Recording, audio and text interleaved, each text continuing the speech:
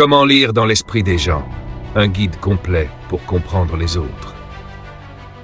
Lire dans l'esprit des gens est une compétence fascinante, souvent associée à des super-pouvoirs ou à des capacités surnaturelles. Pourtant, cette capacité existe réellement, mais elle repose sur l'observation minutieuse et l'interprétation des signaux non-verbaux, des émotions et des comportements des autres. Si vous voulez apprendre à lire dans l'esprit des gens, vous devez affiner vos compétences en communication non-verbale, en psychologie et en empathie. Dans cet article détaillé, nous allons explorer les différentes façons dont vous pouvez développer cette capacité, tout en vous offrant des conseils pratiques pour mieux comprendre ce que les autres pensent et ressentent. Comprendre la communication non-verbale. L'une des clés pour lire dans l'esprit des gens réside dans la compréhension de la communication non-verbale. En effet, nos gestes, expressions faciales, postures et tons de voix en disent souvent plus long que nos mots. La communication non-verbale est un langage universel qui nous permet de comprendre les émotions et les intentions des autres, sans avoir à leur poser des questions directement. Les expressions faciales. Les expressions faciales sont l'un des moyens les plus puissants pour comprendre ce que quelqu'un ressent. Le psychologue Paul Ekman a identifié 7 émotions universelles que l'on peut détecter à travers les expressions faciales. La joie, la tristesse, la colère, la peur, la surprise, le dégoût et le mépris. Apprendre à reconnaître ces expressions vous permettra de mieux comprendre ce que les autres ressentent.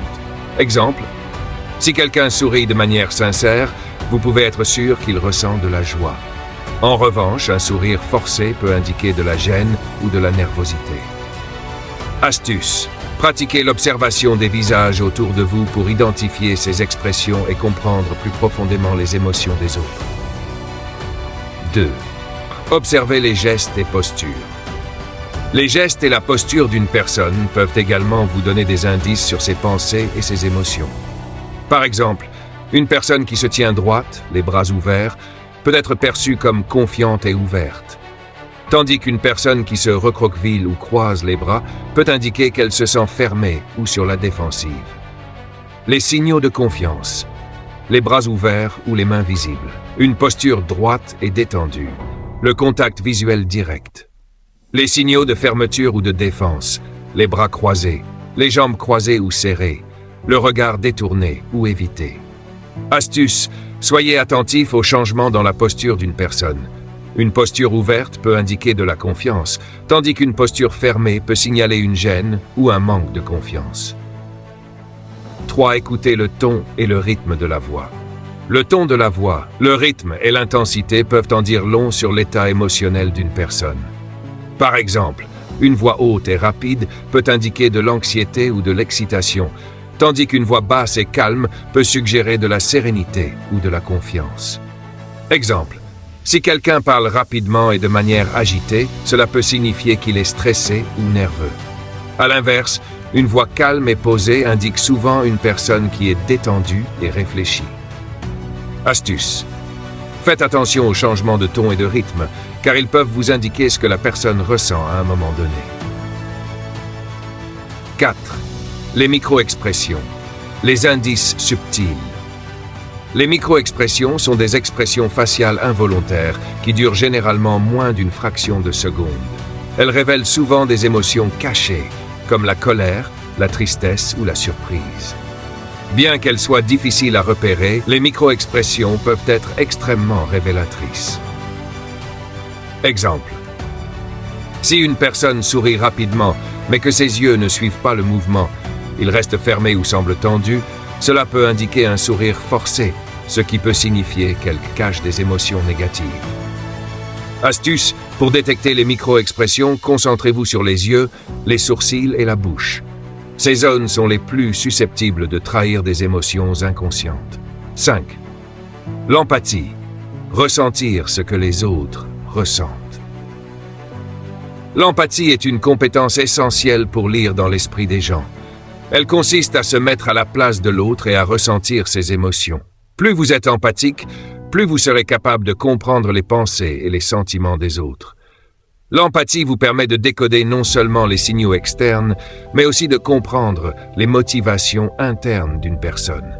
Astuce, Pratiquez l'écoute active en vous concentrant pleinement sur ce que la personne dit, sans juger ni interrompre. Cela vous aidera à mieux comprendre ses émotions et ses pensées profondes. 6. Les comportements subconscients, des indices cachés. Les comportements subconscients, comme se toucher le visage, se gratter la tête ou jouer avec un objet, peuvent aussi révéler des indices sur ce que quelqu'un pense. Ces gestes sont souvent liés à des émotions inconscientes, comme l'anxiété, la nervosité ou l'incertitude. Exemple. Si une personne se touche souvent le nez ou se gratte la tête pendant une conversation, cela peut indiquer qu'elle est stressée ou qu'elle a des doutes. Astuce. Soyez attentif aux gestes répétitifs, car ils peuvent indiquer des émotions cachées que la personne ne veut pas exprimer verbalement. La lecture des comportements en situation sociale. Les interactions sociales sont un terrain fertile pour observer et comprendre les pensées des autres. Par exemple, dans une réunion, une personne qui reste en retrait, qui ne participe pas activement, peut se sentir exclue ou mal à l'aise. En revanche, quelqu'un qui prend la parole avec assurance et engage activement les autres peut se sentir confiant et impliqué. Astuce. Observez comment une personne interagit avec les autres dans différents contextes. Cela peut vous donner des indices sur sa personnalité et ses motivations. 8. Pratiquez et affinez vos compétences. Lire dans l'esprit des gens n'est pas une compétence que l'on acquiert du jour au lendemain. Cela demande de la pratique, de l'observation et de la patience. Plus vous pratiquez, plus vous deviendrez habile à détecter les signaux non-verbaux et à comprendre ce que les autres pensent et ressentent. Astuce. Prenez l'habitude d'observer les interactions sociales autour de vous, que ce soit dans un café, au travail ou dans un lieu public. Cela vous aidera à affiner vos compétences en lecture des pensées des autres. 9. Analysez les contradictions verbales et non verbales. Une technique puissante pour lire dans l'esprit des gens consiste à repérer les contradictions entre ce qu'ils disent et ce qu'ils montrent par leur langage corporel. Par exemple, si une personne affirme être calme, mais que son corps est tendu, qu'elle évite le contact visuel ou qu'elle se frotte les mains, cela peut indiquer un malaise ou une dissonance intérieure. En observant ces incohérences, vous pouvez mieux comprendre les véritables sentiments de l'autre, même si ses paroles ne les reflètent pas. Conclusion. Lire dans l'esprit des gens est un art qui repose sur l'observation attentive, la compréhension des signaux non-verbaux et la capacité à décoder les subtilités des échanges humains. En combinant ces techniques, vous pouvez mieux saisir les intentions et les émotions des autres. Si vous avez trouvé ces astuces utiles, n'oubliez pas de liker la vidéo et de vous abonner pour découvrir d'autres conseils pour améliorer vos compétences en communication.